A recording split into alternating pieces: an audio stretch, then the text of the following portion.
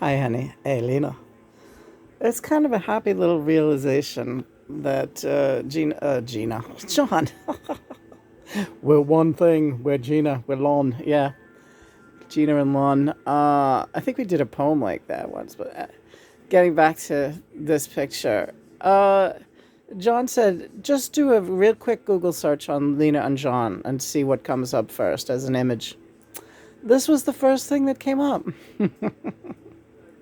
And there are other Lena and Johns online if you do a search. There's other pictures of other people. But this was the first one that came up. And I don't know. That's kind of nice, isn't it? Yeah. This was my not my high school prom. This was my junior high prom.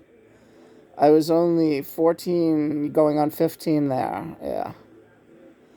John, on the other hand, was a bit older in that photograph, right? But we make a nice couple, yeah. We make a good looking couple, yeah. I always thought so. Yeah, we do. Our hair curls the same way, doesn't it? Yeah. Okay, so enjoying the twin flame journey. My birthday is fast approaching. John is making like every day extraordinarily special for me leading up to my birthday. I can't even tell you how much fun we've been having, and my birthday is not until Saturday, August 16th. But I'm really excited because I just have more energy than I've had in a long time and a lot of enthusiasm, a lot less pain, and me and John are just having so much fun. Um, we've been watching documentaries that always fascinates me, the subject of people who become romantically involved with artificial intelligence, not just AI, computerized AI, but guys who are in love with their big rubber silicone sex dolls, right? And there's so many of all these types of people who are into this stuff in the world, right? It's like in many uh, ways it's being starting to be considered kind of normal because it's so the norm. So I said to John while we're watching these, because we get a kick out of them, and we're like, hey, to each his own. If that's what's really making these people happy, this guy loves coming home to his big sex doll every day, and likes having sex with it. He likes sitting and watching television, holding its hand. He talks to it, and he feels they have a connection. And I says to John, he's probably channeling an energy, don't you think? And John says, bingo. That's exactly what they're doing, these guys. They, in many of their cases, they're connecting through this doll with a twin flame. They just don't know that there's a name for it or that that's what they're doing. They can't find the perfect partner down here because she's either on the other side or she's not available to him in this lifetime for whatever reason. She's in another relationship, and so, but he's connecting with her in the fifth dimension through the company, having this doll as a conduit to do so. Right. That's what they're doing. I just don't need that. I don't need a doll. I don't need a figure. I am such a clear channel and seer that I see John quite clearly. I don't need a doll, and I feel him quite clearly. I don't need something. I have something to hold on to. I have John. Right. That's the level of my ability to connect with the other outer realms.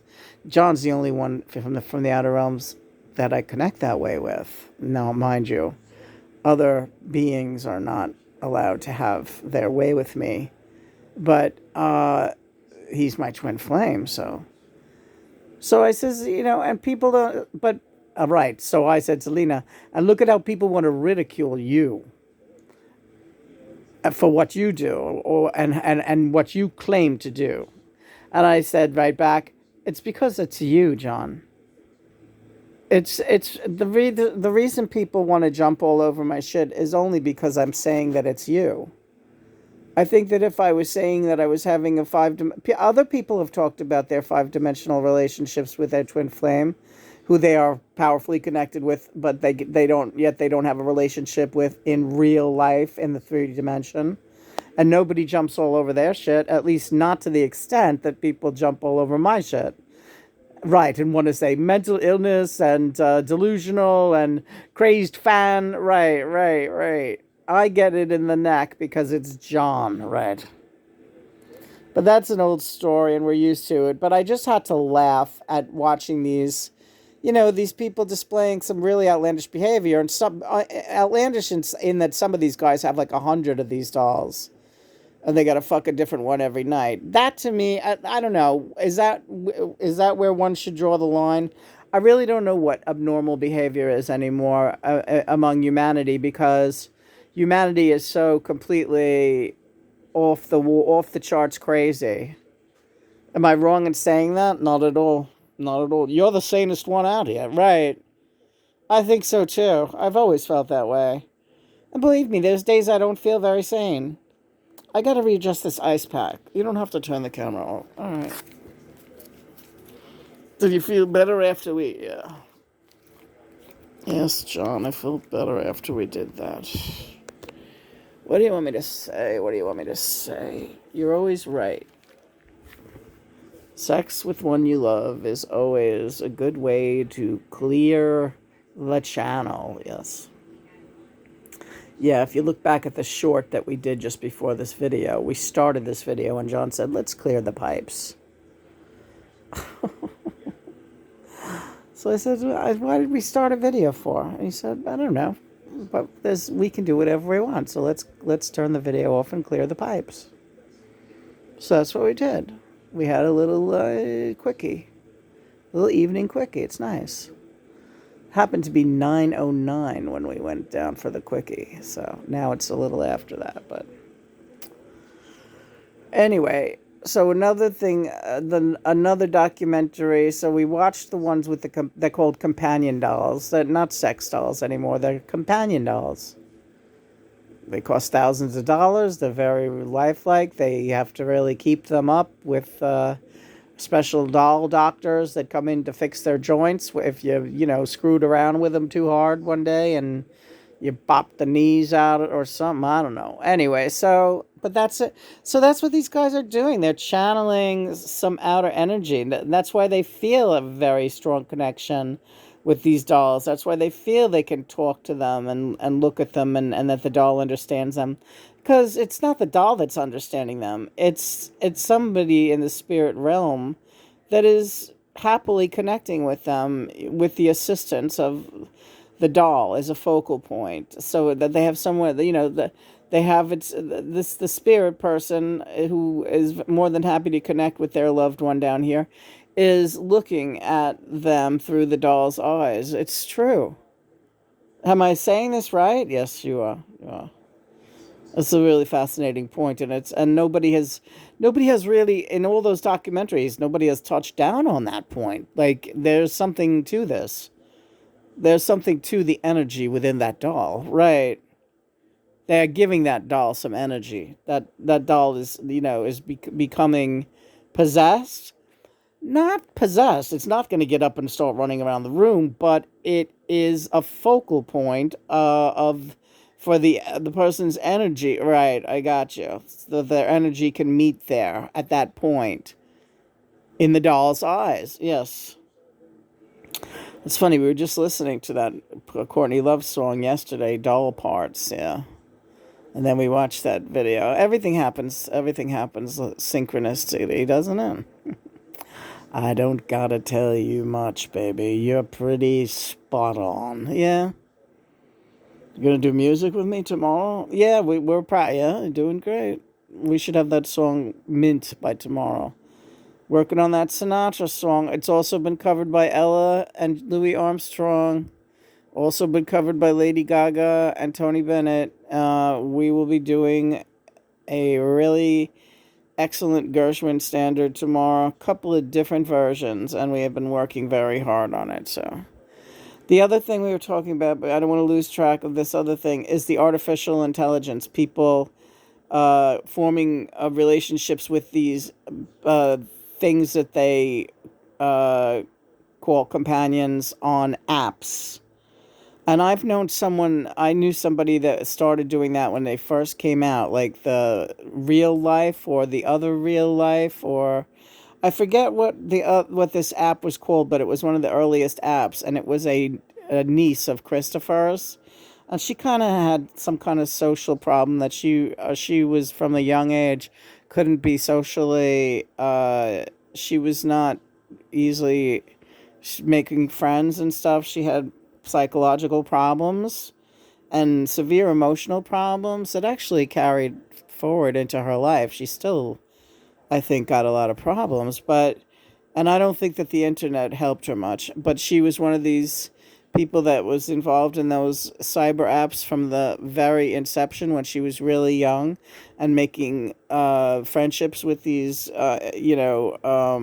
not real individuals who kind of, and she was also like really into, what struck me is she was also really into like fucking sick video games like Grand Theft Auto, violence. She was into violence, women getting raped,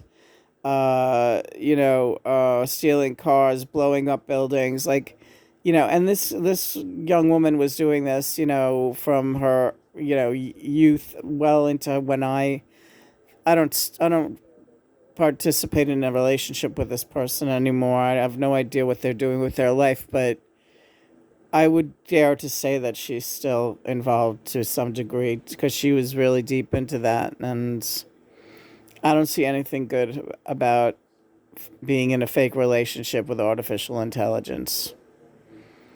In other words, that has nothing to do with what it really is. Not the same thing as the guys with the companion dolls, but there's something weird about that too in some ways, depending on which way you go with it. But put it this way, it's nothing we ever had to resort to. Right, right. Yeah, right. We always had real relationships, and we have each other. We've always had both. Yeah. It turns out we've always had both. We've always been there for each other, and we've always had partners on Earth, and stayed pretty grounded. In other words, right? Stayed pretty, helped each other stay pretty grounded. Yeah, yeah. I see that. I see that, and helped our partners stay grounded as well. Yes, absolutely. Yeah, Yoko and Christopher. What would they have done without us? I mean, what would we have done without them? We all needed each other, right? Exactly.